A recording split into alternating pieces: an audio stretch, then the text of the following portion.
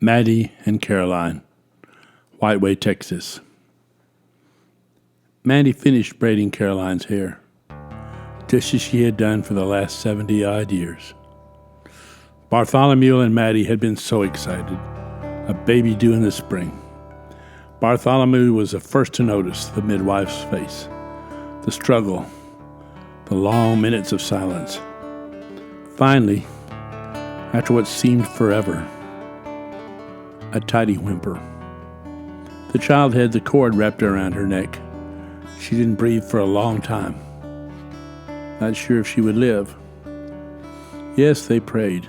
So did all 47 members of their church, including the rest of the town. She lived. Caroline Silvetta never cried. She stared, and soon she smiled. From then on, that was Caroline, staring off into the distance and smiling. She eventually learned to walk. Never did learn to feed herself. Mattie did whatever a good mother would do. Everything for Caroline, as did Bartholomew. Whiteway moved one family at a time, one person at a time, till mostly empty. Then their old John Deere took Bartholomew. Pulling a mesquite stump, Hopkins said. Tractor pinned him underneath. They went looking for him till long after dark. He was done in by the time they found him, died before morning. Must be about 9 years ago now. Selling off farm equipment had helped. Mattie and Caroline survived. Nobody wanted the land, but they managed. Time was coming Mattie didn't want to think about. She was 22 years old when Caroline was born. This April 13th, Caroline would be 74. Healthy as a horse. Mattie would be 97 in September.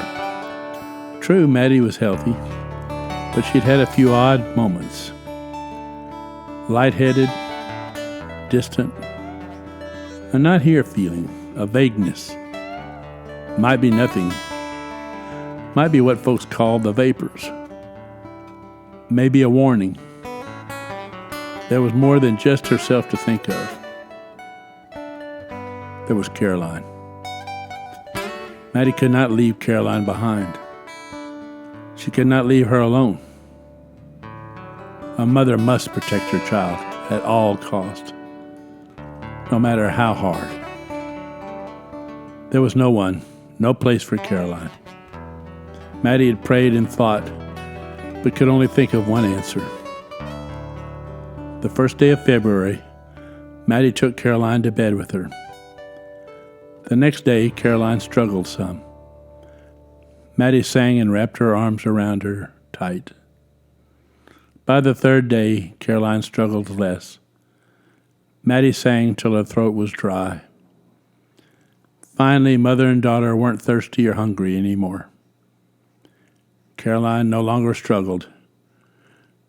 She slept most of the time now. Mattie struggled to stay awake. It wouldn't be much longer now.